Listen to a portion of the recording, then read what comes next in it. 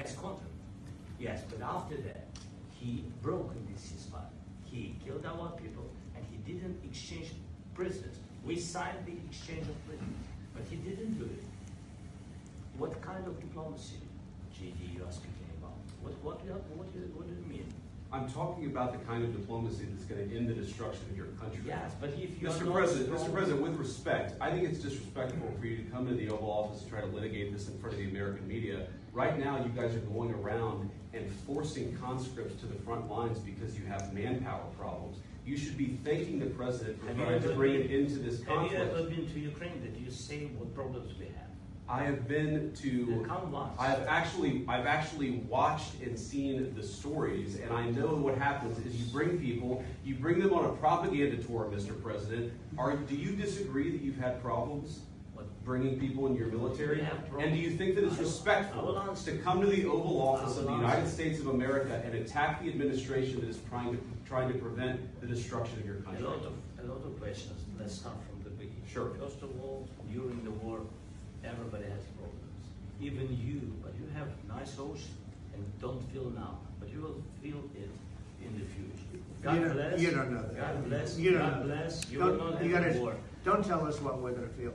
We're trying to solve a problem. Don't tell us what we're going to feel. I'm not telling you. Because you're in no position to dictate that. That's exactly what you're doing. You're in no position to dictate what we're going to feel. We're going to feel very good. We're going to feel very good and very strong. You're right now not in a very good position. You've allowed yourself to be in a very bad position, and he happens to be right about it. From the very beginning of the war. You're not in a good position. You don't have the cards right now. With us, you start having cards. But right now, you don't. Yeah, you're playing cards. You're playing cards. You're gambling with the lives of millions of people. You're gambling with World War III. You're gambling with World War III.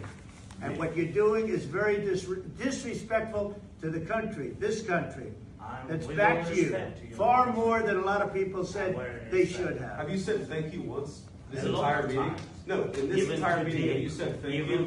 You went to Pennsylvania and campaigned for the opposition in October. Offer some words of appreciation for the United States of America and the president who's trying to save your country.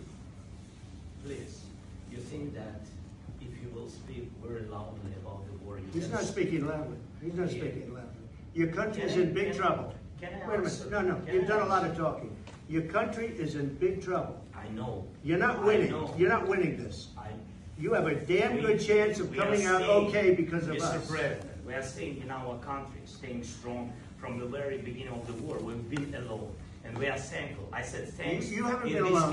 You haven't been alone. We gave you, through this stupid president, $350 billion. We gave you military equipment, and your men are brave, but they had to use our military. If you didn't have our military equipment, this war would have been over in 2 weeks. In 3 days. I heard it from Putin. In 3 days. This is something maybe less. In 2 weeks, of course, yes. It's going to be a very hard thing to do business like this. Again, just say thank you. I said a lot of times to American people. Accept that there are disagreements, and let's go litigate those disagreements rather than trying to fight it out in the American media when you're wrong. We know that you're wrong. But you see, I think it's good for the American people to see what's going on. I understand, sir. I think it's very important. That's why I kept this going so long. You have to be thankful. You don't have the cards. You're buried there. Your people are dying. You're running low on soldiers. Listen, you're running low on soldiers. It would be a damn good thing. And then you tell us, I don't want a ceasefire. I don't want a ceasefire. I want to go and I want this. Look, if you could get a ceasefire right now, I tell you, you take it so the bullets stop flying and your men stop getting killed. Of course we want to stop the war. But you're saying you don't want a ceasefire. I want a ceasefire because you'll get a ceasefire faster than an agreement. Ask our people about a ceasefire, what they think. That wasn't with me. That wasn't with me. That was with a guy named Biden, who was not a smart person. That was with Obama. It was your president. Excuse me. That was with Obama, who gave you sheets, and I gave you javelins. Yes. I gave you the javelins to take out all those tanks. Obama gave you sheets. In fact, the statement is, Obama gave sheets and Trump gave javelins. You got to be more thankful.